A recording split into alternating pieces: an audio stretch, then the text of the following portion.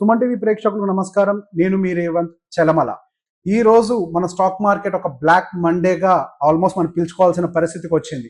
మన Indian markets global markets తో compare చేస్తే హెవీగా డౌన్ఫాల్ లేనప్పటికీ అటు మనం జపాన్ మార్కెట్ గమనించినట్లయితే almost -13%, Korean markets almost -10%, and అదేవిధంగా సింగపూర్ ఫ్యూచర్స్ అయి ఉండొచ్చు అండ్ యుఎస్ ఫ్యూచర్స్ అయి ఉండొచ్చు. ఇవన్నీ కూడా ఆల్మోస్ట్ -5% గా మనకి డేటాస్ కనిపిస్తున్నాయి.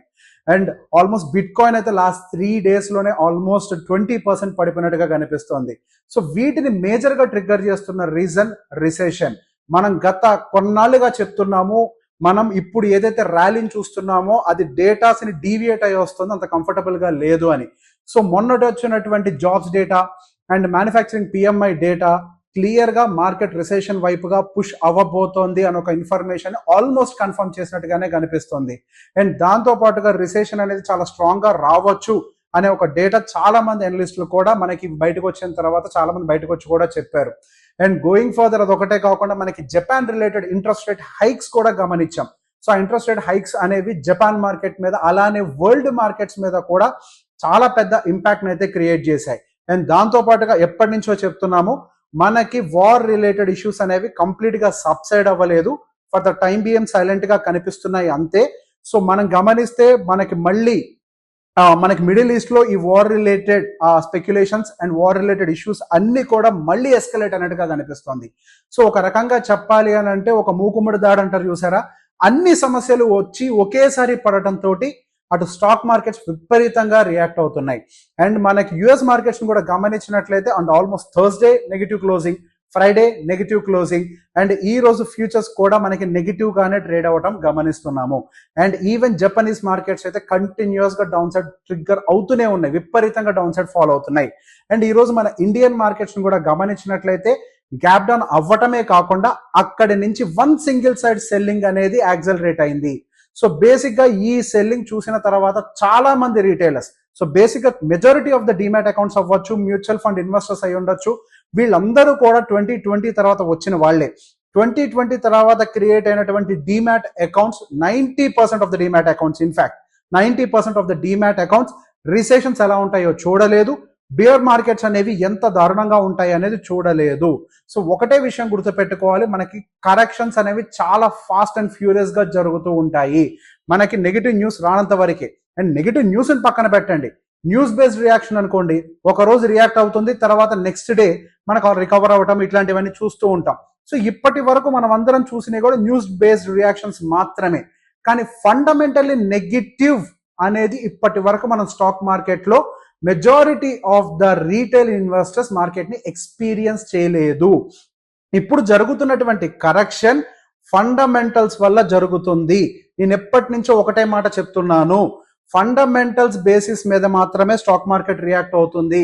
దానికి వ్యతిరేకంగా మార్కెట్స్ గనక పైకి వెళ్తున్నాయి అని అంటే కార్పొరేట్ రిజల్ట్స్ వాటిని జస్టిఫై చేయకపోతే మార్కెట్స్ మళ్ళీ కరెక్షన్ కి గురవుతాయి అని. సో మనకి ఇప్పుడు ఈ పర్టికులర్ గా జూలై మంత్ లో వచ్చినటువంటి రిజల్ట్స్ అయి ఉండొచ్చు, అటు ఇండియాలో అటు యుఎస్ లో. ఈ రిజల్ట్స్ ఏవి కూడా ఇప్పుడు పెరిగినటువంటి మార్కెట్ కి అనుకూలంగా రాలేదు. సహజంగా ఇంత హ్యూజ్ బుల్ రన్ జరిగిన తర్వాత వాటి యొక్క ఎక్స్పెక్టేషన్స్ ని మీట్ చేయడం చాలా కష్టం. మార్కెట్ ఓవర్ వాల్యుయేషన్ అంటే దీన్నే అంటాము. అండ్ దాంతో పాటుగా మనం ఇంతకు ముందు గురించి కూడా చెప్తున్నాము, economic expansion and contraction modes గురించి. దీని గురించి నేను డీటెయిల్డ్ గా వీడియో చేసినప్పుడు కూడా గురువారం నాడు ఈ వీడియోకి సంబంధించి డీటెయిల్ గా చేసాం. గురువారం రోజు మనం గురువారమే చేసి చెప్పుకున్నాము.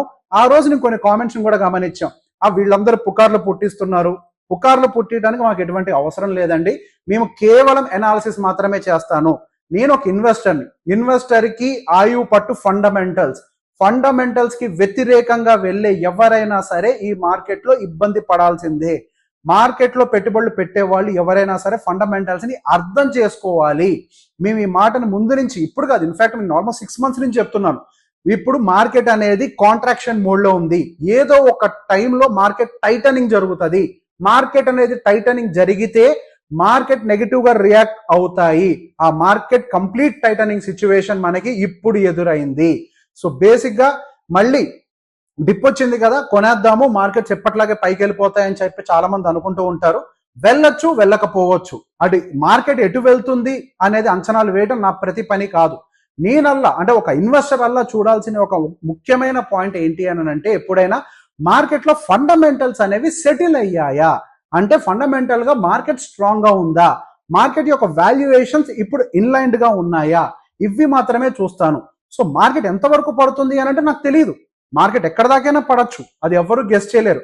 రివర్స్ పైకి వెళ్ళిపోతుందా అంటే వెళ్ళొచ్చు, వెళ్ళకపోవచ్చు. కానీ నా పర్సనల్ ఒపీనియన్ అడిగితే మాత్రం ఫండమెంటల్ గా మార్కెట్ వాటి యొక్క ఒరిజినల్ జోన్ లోకి వచ్చిన తర్వాతనే మళ్ళీ ఏదన్నా డౌన్ సైడ్ నుంచి అప్ సైడ్ మూవ్మెంట్ కి వెళ్ళొచ్చు.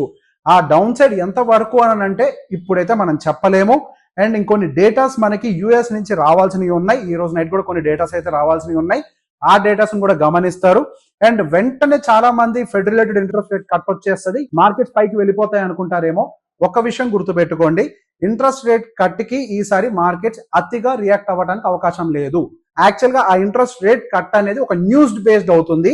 సో ఏదన్నా ఒక రోజు మనకి పైకి సైడ్ కి రియాక్షన్ వచ్చినప్పటికీ మళ్ళీ అక్కడి నుంచి డౌన్ సైడ్ అవ్వడానికి అవకాశం ఉంటుంది.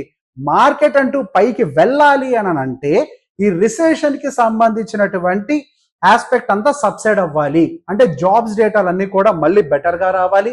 And manufacturing PMI data better గా రావాలి. ఇన్ బిట్వీన్ జీడిపి డేటాలు కనుక ఏమన్నా మార్కెట్ ని దెబ్బతీస్తే, అంటే జీడిపి డేటాలు యుఎస్ లో కూడా వస్తూ ఉంటాయి కదా, ఆ జీడిపి డేటాలు కూడా ఏమన్నా కొంచెం డిసప్పాయింట్ చేశాయి అని అంటే మార్కెట్ మరింతగా కరెక్షన్ జరగడానికి కూడా అవకాశం ఉంటుంది. నా పర్సనల్ పర్స్పెక్టివ్ లో నేనైతే మార్కెట్ ని బై ఆన్ డిప్ గా ఇక్కడ నుంచి చూడను. ఇక్కడి నుంచి నేను మార్కెట్ ని సెల్ ఆన్, బేసిక్ గా సెల్ ఆన్ రైజ్, అంటే మార్కెట్ పైకి వెళ్ళినప్పుడల్లా సెల్లింగ్ చేస్తూ ఉంటారు కదా, so sell on rise market గానే చూస్తాను.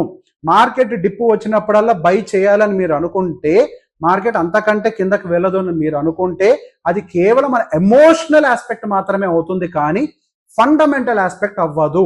మార్కెట్ ఎప్పుడు ఫండమెంటల్స్ నే రెస్పెక్ట్ చేస్తుంది. మనం ఈ మాట పర్టికులర్ గా ఎప్పటి నుంచో చెప్తున్నాం, మార్కెట్ పైన నేనైతే బులిష్ గా లేను పర్సనల్ గా అని. మార్కెట్ అంతా బులిష్ గా ర్యాలీ అవుతున్నప్పటికీ, మార్కెట్ లో అనలిస్టులు అందరూ బులిష్ అని చెప్తున్నప్పటికీ, నేను చాలా కాలం నుంచి మార్కెట్ వాల్యుయేషన్ తో నేను కంఫర్ట్ గా లేను. Any time profit booking trigger అవడానికి అవకాశం ఉంది అనే స్టాండ్ మీదనే మొదటి నుంచి ఉన్నాను. అండ్ ఇంకొంతకాలం కూడా అదే స్టాండ్ తోటి కంటిన్యూ చేస్తాను. మార్కెట్ యొక్క వాల్యుయేషన్స్ ఎప్పుడైనా ఫేర్ గా ఉన్నప్పుడు, అది నాకు అనిపించినప్పుడు నేను డెఫినెట్ గా మార్కెట్ మళ్ళీ ఇక్కడ నుంచి స్టెబిలైజ్ అయ్యే అవకాశాలు ఉంటాయని నేనే మళ్ళీ మీ ముందరికి ఏదో ఒక వీడియో ద్వారా వచ్చి చెప్పే ప్రయత్నం చేస్తాను. అప్పటి వరకు మీరు మీ ఇన్వెస్ట్మెంట్స్ తోటి జాగ్రత్తగా ఉండండి. లంసమ్ ఇన్వెస్ట్మెంట్స్ పర్టికులర్ గా డిప్ వచ్చింది కదా 5% అని చెప్పి టక్కని ఇన్వెస్ట్మెంట్లు పెట్టారు అనుకోండి, మార్కెట్ 5% ఫాల్ తోటి ఆగకపోవచ్చు.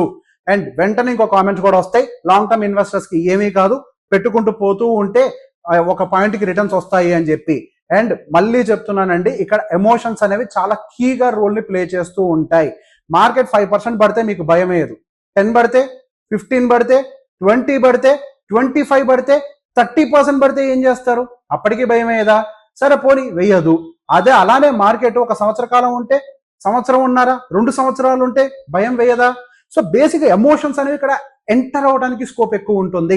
మీరు నిజంగా అంత డిసిప్లిన్డ్ గా ఇన్వెస్టర్ అయి ఉంటే గనక, డిసిప్లిన్ ఇన్వెస్టర్ అయి ఉంటే గనక మీరు డిసిప్లిన్ గా ఎస్ఐపిస్ చేసుకుంటూ ఉండండి, నో ప్రాబ్లం. కానీ ఎవరైనా లంసమ్స్ లో ఇన్వెస్ట్ చేయాలి అని అనుకుంటే మాత్రం ఫండమెంటల్ అనాలిసిస్ చేయకుండా, even though it is a mutual fund, మీరు ఫండమెంటల్ అనాలిసిస్ చేయకుండా, లేదా మీకు ఒక మ్యూచువల్ ఫండ్ అడ్వైజర్ లేకుండా మీరు గనక డైరెక్ట్ గా జంప్ చేస్తే మాత్రం మార్కెట్స్ లో ఆల్ టైమ్ హైస్ లో ఉన్నప్పుడు మనం కొన్ని సంవత్సరాల వరకు మన అకౌంట్స్ నెగిటివ్ లో ఉండడానికి కూడా అవకాశాలు ఉంటాయి. మార్కెట్ హిస్టరీ ప్రకారం బుల్ రన్ అనేది 3, 4, 5 సంవత్సరాలు ఎలా అయితే పైకి ఉంటుందో, మల్టీ ఇయర్ బుల్ రన్ అని అందరు యూట్యూబ్ ఛానల్స్ లో చెప్తున్నారు కదా, అలానే మల్టీ ఇయర్ బియర్ రన్స్ కూడా మార్కెట్ లో ఉంటాయి. మల్టీ ఇయర్ కన్సాలిడేషన్స్ కూడా మార్కెట్ లో వస్తూనే ఉంటాయి.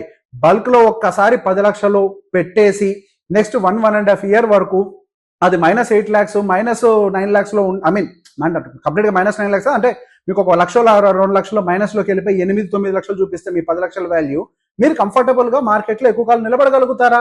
నిలబడలేరు. నిలబడగలగాలి అని అంటే రైట్ వాల్యుయేషన్స్ ఉన్నప్పుడు మనం పెట్టుబడులు పెట్టుకుంటే మన ఎక్కువ కాలం పాటు ఎమోషనల్ గా ఎఫెక్ట్ అవ్వకుండా మన ఇన్వెస్ట్మెంట్స్ ని కదల్చకుండా అందులో ఉంచగలుగుతాము. మార్కెట్స్ లో ఇప్పటికైనా అర్థం చేసుకోండి, fundamentals is the boss of market.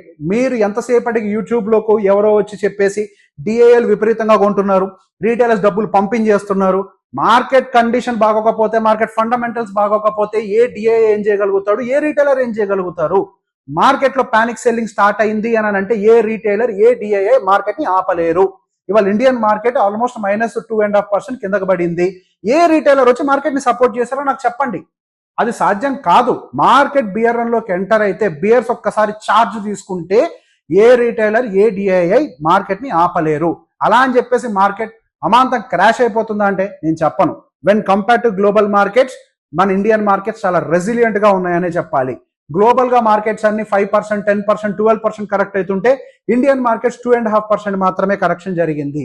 ఒక రకంగా ఇండియన్ మార్కెట్స్ కి ఇది positive news.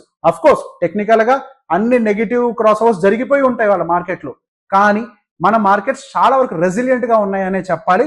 That doesn't mean మన మార్కెట్స్ ఇక్కడి నుంచి రివర్స్ అయి పైకి వెళ్తాయని కాదు. ఎక్కడో యుఎస్ లో రిసెషన్ వస్తే Indian economy is very strong, India is bullish. ఇంత బులిష్ అయినా కానీ మనకి గ్లోబల్ గా ఎకానమీ బాగోకపోతే ఇండియాలో కూడా దాని ఇంపాక్ట్ కొంత కనిపిస్తుందన్న విషయాన్ని గుర్తుపెట్టుకోండి. మన ఇండియా అనేది ఐసోలేటెడ్ కంట్రీ కాదు. అదర్ కంట్రీస్ లో అంటే అన్ని ఈ భూమి మీద మనం కూడా ఒక భాగమే. వేరే దేశాల్లో పూర్తిగా పరిస్థితులన్నీ విషం ఇచ్చేస్తే మనమే అద్భుతంగా పర్ఫామ్ చెయ్యము. వాటితో పాటుగా మనం రియాక్ట్ అవుతాం. ఒక సునామీ వస్తే అలల తాకిడి వేరే దేశంలో కూడా ఉంటది, అలానే ఇక్కడ కూడా ఉంటది. సో ఎవరైతే ఎస్ఐపి ఇన్వెస్టర్స్ ఉన్నారో సేఫ్ గా కన్సిస్టెంట్ గా చేసుకోవచ్చు. బట్ లంసమ్ ఇన్వెస్టర్స్ మాత్రం కొంతవరకు జాగ్రత్తగా ఉంటే మాత్రం మంచిది. ఈ వీడియో కనుక మీకు నచ్చినట్లయితే లైక్ చేయండి, షేర్ చేయండి. Thank you very much.